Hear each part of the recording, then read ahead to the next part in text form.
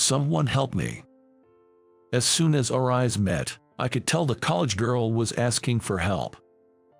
And then, I ended up helping her and being late for an important business meeting. This means you're off the fast track now, serves you right. My boss had a smile on his face. I, Lucas, have been better at studying than most since I was a child. I don't remember ever being stuck with my studies, and my grades were always at the top. When I entered middle school, my friends would come up to me every time there was an exam and say, "Teach me how to study." Of course, I never turned them down. My mother always told me, "Cherish your friends." In fact, that's all she ever said. My father never once told me to study. Perhaps, growing up in such a home environment allowed me to thrive and excel academically. Anyway, I graduated from middle and high school with excellent grades. Afterward, I graduated from a prestigious university and joined a company considered top tier by society. People often told me I was on the fast track, and even as a new employee, I was entrusted with significant responsibilities because I was seen as a rising star. Among my peers, many were envious of me. But of course, there were also those who were jealous. For example, my boss, John, was one of them. Whether or not he's truly jealous of me, there's no doubt that he sees me as an enemy. John would call me out for every little thing, constantly reprimanding me. He criticized things like outdated documents or typos in emails, essentially nitpicking over trivial matters. Honestly, it was troubling and sometimes hindered my work. Still, I couldn't complain directly to John, because he was the right hand of the executive vice president, Mr. Baker.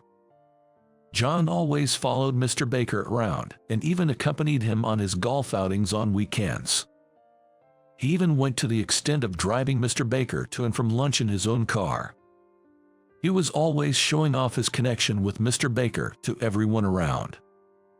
And he would use that connection to act boldly towards his subordinates. Whenever I complained, John would immediately threaten me with, "I'll tell Mr. Baker on you." Needless to say, he never used words like fired or demoted directly. He would just insinuate it, effectively silencing anyone. While silencing his subordinates, John was incredibly weak towards his boss.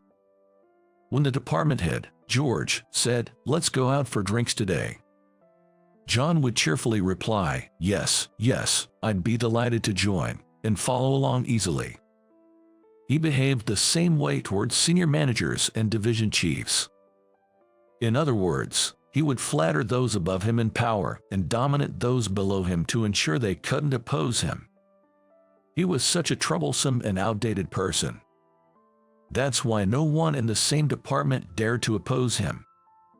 In the end, all I could do was use John as a negative example and vow to become a better boss when I climbed the ladder. For now, if I did my job without any mistakes, he wouldn't have any grounds to complain. Thinking this, I was extremely careful with my daily work. All right, finished with today's work. John, please check this.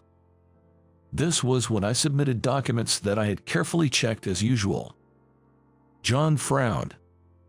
I checked everything thoroughly, so there shouldn't be any mistakes with the characters or numbers. Why the frown, then? As I was thinking this, John let out a sigh and said, "Lucas, you haven't made any mistakes recently. What's up?" "I'm about to be promoted to senior staff, and I've had your guidance, John." "Is that so? Then, I have another good job for you. Be at the front of the company at 7 a.m. tomorrow." 7 a.m. Why is that? "It's for a golf outing." John said this to me with a sly grin. When I heard more about it, it turns out that our client, President Johnson, is a fan of golf. Mr. Baker hit it off talking about golf, and they quickly made plans to go together. However, just Mr. Baker and John alone might not make for the most lively outing. So, it seems they've decided to bring John and one other person along. Anyone is fine to bring along, But according to Mr. Baker, beginners take too much time, so they are out of the question. That's when John thought of me, since I was in the golf club during my school days. Even though it's an invitation from John, if it involves Mr. Baker and our client Mr. Johnson, it's a business engagement, which is a serious matter. There was no way a mere employee like me could refuse. Reluctantly, I agreed to go to the business golf outing. And the next day, I headed to the station earlier than usual to catch the train. We were supposed to travel from the company to the golf course in John's car. Moreover, Mr. Baker was supposed to provide the golf clubs and other equipment. So, all I had to do was make sure I wasn't late to the office. It should have been that simple, yet I encountered some bad luck. The train I boarded was packed with commuters, a typical rush hour scene. It wasn't so crowded that I couldn't move at all, but it was uncomfortable enough to make me miss the trains I usually take. As I was thinking that I should have taken a taxi to the office, I happened to look up. That's when I noticed a college girl sitting in the seat in front of me. "What's wrong? You seem bothered by something." Upon closer inspection, next to the college girl, who looked annoyed, was a middle-aged man who appeared to be asleep. He looked like a company employee, half drunk from the morning, leaning on the college girl's shoulder. Moreover, his mouth was slightly open, and with his crossed arms and widely spread legs, he seemed to be subtly touching the college girl. Is this guy pretending to be asleep? I watched closely, but the college girl, out of fear, seemed unable to stand up. Should I help her? As I was contemplating, the college girl, noticing my gaze, looked up at me. To me, her look seemed to be pleading for help. I nodded slightly to the college girl. Understanding my intention, she nodded back. At that moment, I grabbed the college girl's arm and briskly helped her to stand her. Ouch! As the college girl suddenly stood up, the middle-aged man who had been leaning on her fell onto the train seat with a thud. Simultaneously, a chuckle spread among the surrounding passengers. "Are you okay?" While addressing the middle-aged man, I maneuvered the college girl behind me to shield her. "What the hell are you doing?" The man glared at me as he stood up. Then, he fiercely punched me in the face. "What are you doing hitting me all of a sudden?" "Shut up." The middle-aged man swung at me again, attempting to hit me. At that moment, I calmly grabbed his arm and declared, "This is assault. I'm calling the police." While saying that, I pushed the middle-aged man to the floor, still holding onto his arm. Thanks to the help of some salarymen around who understood the situation, we managed to subdue the middle-aged man without much trouble. After that, I got off at the next station with the conductor that another passenger had called to the scene. I had to go to the railway police office inside the station to explain what had happened.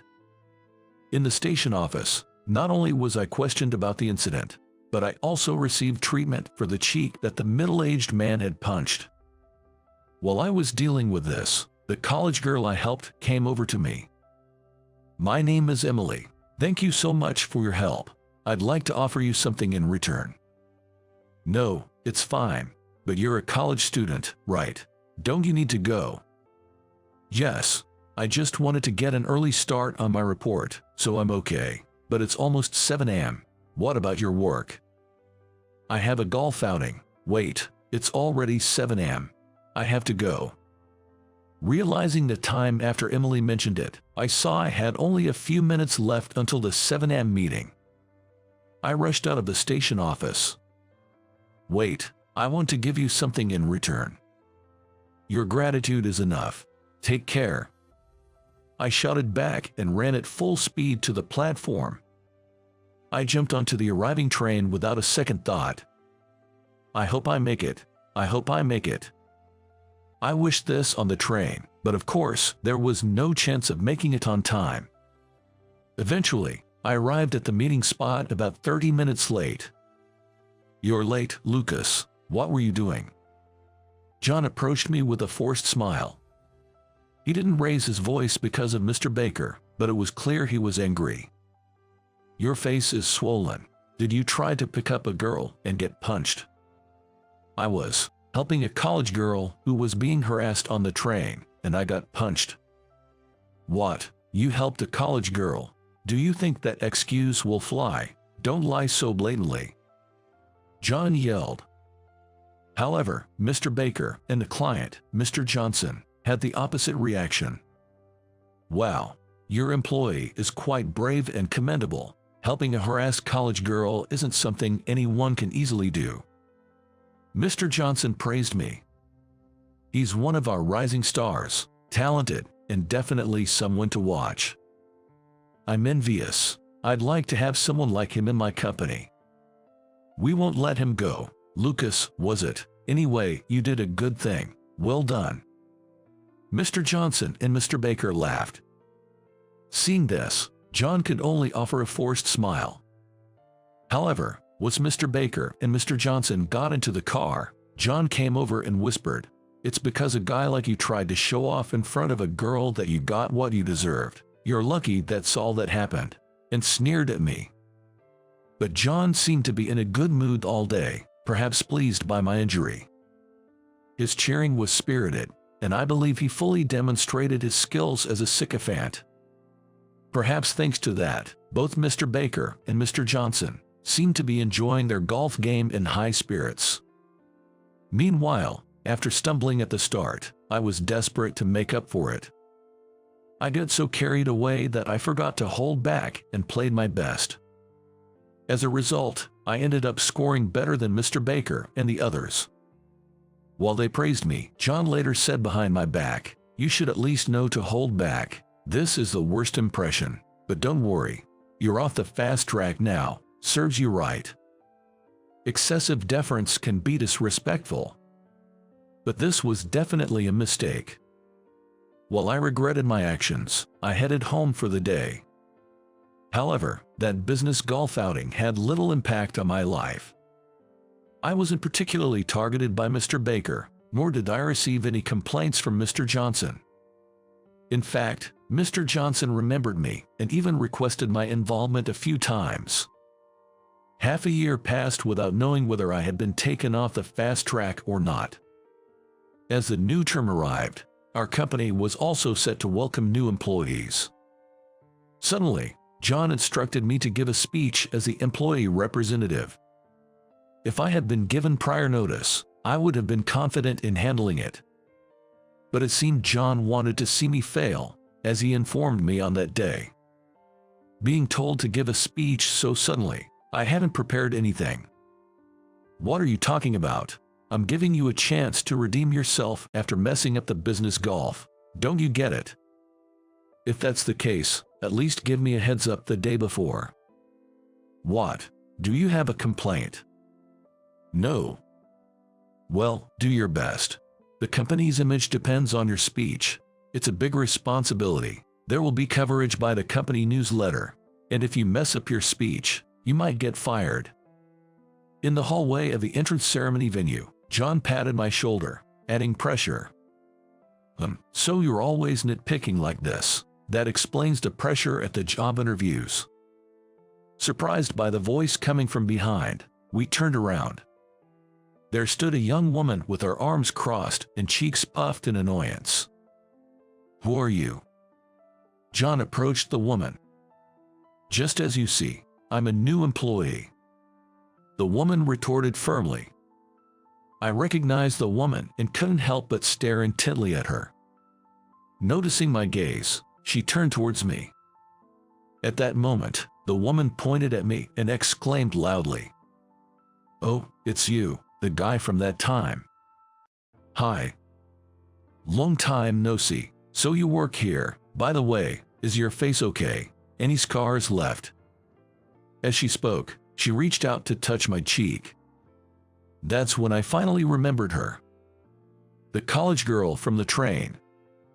"Yes, remember me. I'm the college girl you helped that time." The woman was Emily, the college girl I had helped on the train. Dressed in a suit, she looked completely different. I remembered she seemed scared of the man at that time, but now she seemed unbothered by John and me, which was reassuring. As I thought this, John smirked and said, "Oh, so you were drooling over the new employees." "What? Old man, got a problem?" Emily snapped back at John. "It's nothing special.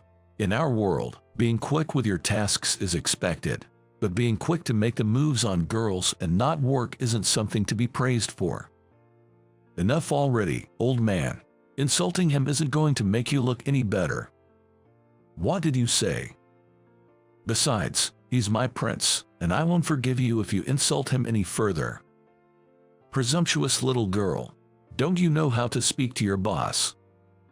"You're the boss. If you're the boss, then stop putting down your subordinates and strive to be someone your team can trust." Silence. Silence. How did a naive girl like you even get hired? Was it through connections, or did you use your womanly charms?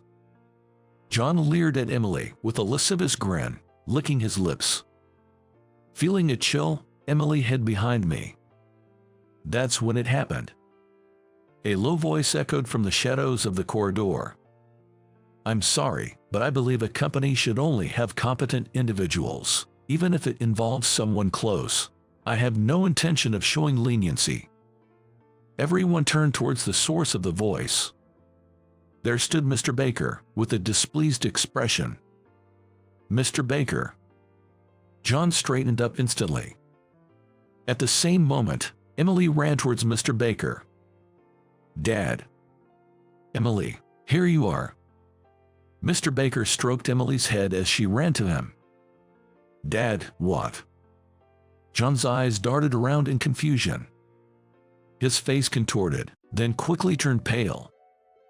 Overwhelmed with surprise, I could only watch silently as the events unfolded.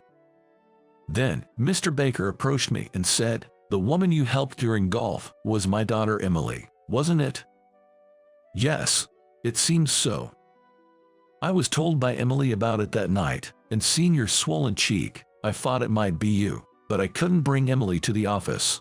And while I was contemplating, much time had passed. I'm truly sorry for the delayed gratitude. Thank you for helping my daughter." Mr. Baker expressed his gratitude towards me. I awkwardly responded to Mr. Baker's thanks. "No, it's okay. I just did what anyone would do." "We are so grateful for your help." Mr. Baker expressed his gratitude to me once again. Right after that, Mr. Baker's expression changed completely as he turned to face John. Glaring sharply at John, he spoke in a low, almost threatening voice. "John, for someone who's always following me around, you seem to be incapable of even the most basic aspects of managing your subordinates, aren't you?" "Mr. Baker, that's, well, it seems you lack the ability to learn, so it can't be helped." "What do you mean?" "Staying in the position of manager with your level of learning ability is pointless, so let's transfer you to a department where you can learn how to interact with people better." "A transfer?" "It's not a demotion. You're not being removed from the path to promotion, because you'll be transferred to a department where you have a significant responsibility as a manager." Mr. Baker patted Mr. Thompson on the shoulder with a thud. It was clear what he meant. John just collapsed on the spot. "Well, that means there will be an open spot in your department. In other words, it's your turn to be promoted. Just make sure not to mess up your speech, Lucas." "Yes, sir." "I'm counting on you, then." Mr. Baker patted my shoulder and then left. Left behind, Emily gazed at me with sparkling eyes and murmured, "You're really being counted on, aren't you, big brother?" "Well, maybe so." "Amazing. And the induction ceremony speech is like representing all the employees, right? You really are a prince. Amazing. So amazing." Emily was jumping up and down, bubbling with excitement like a child. Just watching her made me feel inexplicably nervous. "Oh, right. I need to find a perfect spot to take pictures with my phone. See you ahead." "Don't expect too much from me. It just makes me more nervous. I let out a wry smile as I watched Emily dash off. In the end, the induction ceremony concluded without a hitch. I was curious about Emily, who was at the front row taking photos of the ceremony, but my speech also went smoothly. Right after the ceremony, Mr. Thompson was called to the HR department and was immediately assigned to be in charge of the supply warehouse. Moreover, it seems he was nominated as the manager of the warehouse. Though the department and title sound respectable, in simple terms, it was just a security guard role. It was a quiet position replacing a retired security guard. On the other hand, in my department where the manager was absent, Mike, the section chief, got promoted to manager. I was also promoted from chief to section chief. And my first task in this new role was to train Emily. Apparently, this was a direct order from Mr. Baker, and the new manager, Mike, related to me with a wry smile. This is almost like an abuse of authority. Isn't this nepotism? Because, as a section chief, you'll work with various employees. You'll have more opportunities to interact with female employees. Just the thought of my prince working closely with other women. Ugh. Emily pouted as she spoke. Seeing her sulk like a child, I sighed and responded. It can't be helped. It's work after all. No way, absolutely not, because you're my prince. Hey, about that, calling me prince, are you planning to make that stick? Everyone in our department has started teasing me, calling me prince. I mentioned it in a low voice, but I couldn't deny the feeling that it was too late. Emily looked puzzled, and the people around us were smirking while listening to our conversation. Several weeks later, we were now being treated as a couple in the midst of a workplace romance by everyone around us. Moreover, rumors had spread that our relationship was officially recognized by Mr. Baker. Moreover, my colleagues would even tease me, saying, "You've snagged a catch." When I told this to Emily, she whispered in my ear with a laugh. It's too late to back out now, isn't it? So, I'm ready whenever you are. Emily said it jokingly, but I'm sure she was also expecting something. I wasn't against the idea either and was ready to make up my mind. So, I responded with this. Will you become my princess starting today? It wasn't the best line for proposing a relationship with marriage in mind, but Emily nodded happily, so I think it was fine. I'll make sure to come up with something more clever when I actually propose. I was already thinking about what to say for the proposal, so I wouldn't panic like I did for that speech.